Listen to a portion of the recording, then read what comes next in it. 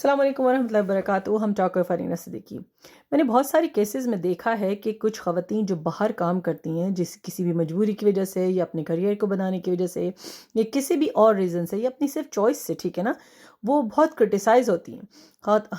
جو حضرات ہیں وہ ان کے ساتھ کام کرتے ہیں لیکن ان کی عزت نہیں کرتے. وہ ان کے ساتھ کام کرتے ہیں لیکن ان کو ڈسکرمنیٹ کرنے سے باز نہیں آتے. ان کو طرح طرح کے نام دیے جاتے ہیں، تتلی، social butterfly and those kind of things. آپ نے کبھی سوچا ہے کہ خواتین باہر کام کرنے نکلتی کیوں ہیں؟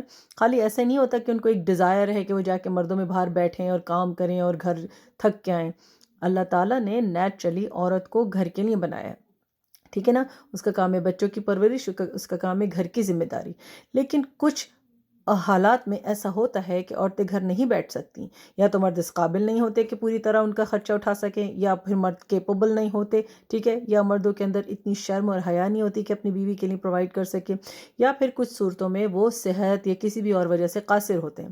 تو عورتیں باہر نکلتی ہیں کسی بھی وجہ سے. اگر وہ باہر نکلی ہیں تو آپ کو ان کی عزت کرنی چاہیے، آپ کو ان کو لیبل نہیں کرنا چاہیے، آپ کو ان کو رسپیکٹ دینی چاہیے. اور خواتین ظاہر ہے ان کا سب سے پہلا کام ہے کہ وہ اپنی بھی باؤنڈریز فالو کریں.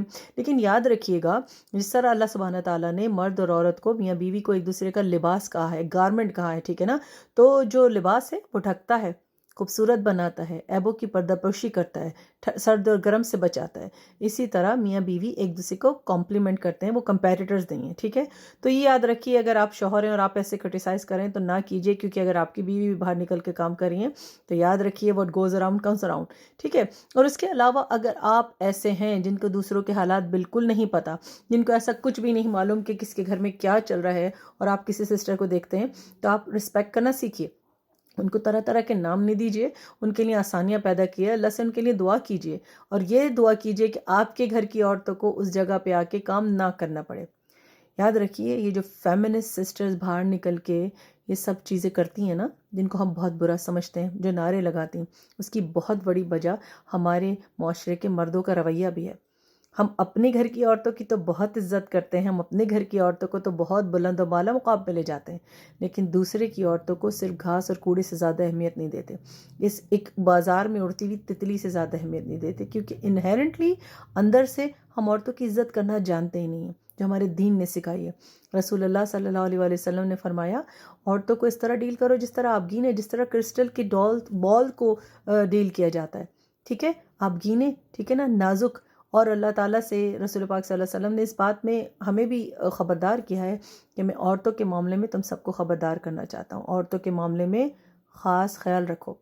تو یاد رکھیے، یہ تاکید آپ کے رسول پاک صلی اللہ علیہ وسلم کر کے گئے ہیں، اور انہوں نے یہ بھی بتا دیا کہ تم میں سے سب سے بہترین وہ ہے جو اپنی بیوی سے سب سے اچھا ہے، ٹھیک ہے. اور تم سب میں بہترین میں ہوں، کیونکہ میں اپنی بیویوں سے سب سے اچھا ہوں، ٹھیک ہے. ایک ہی نہیں سنبھلتی. رسول پاک صلی اللہ علیہ وسلم نے تو آپ کو 9 بیویاں بہت مساوات کے ذریعے طریقے سے سنبھال کے دکھا دیں. تو یاد رکھیے، کچھ بھی کرنے سے پہلے، کسی کو بھی کچھ لیبل کرنے سے پہلے اپنے اندر ضرور جھانکیے، اپنے اندر ضرور دیکھیے کہ آپ کیا کر رہے ہیں اور اس کے کیا نتائج ہوں گے. کیونکہ آپ کے گھر میں بھی بیٹی بھی ہوگی، بہن بھی ہوگی، والدہ بھی ہوں گی، ٹھیک ہے نا. ایسا نہ کیجئے کہ آپ کے اوپر مکافات عمل آ جائے. دعا میں یاد رکھیے گا. اگر یہ ویڈیو پسند آئی اور کسی کے کام آ سکتی ہو تو ضرور شیئر کیجیے گا، اور لائک اور سبسکرائب کرنا بالکل نہ بھولیں. مجھے یوٹیوب پہ، ٹک ٹاک پہ اور انسٹاگرام پہ. السلام علیکم.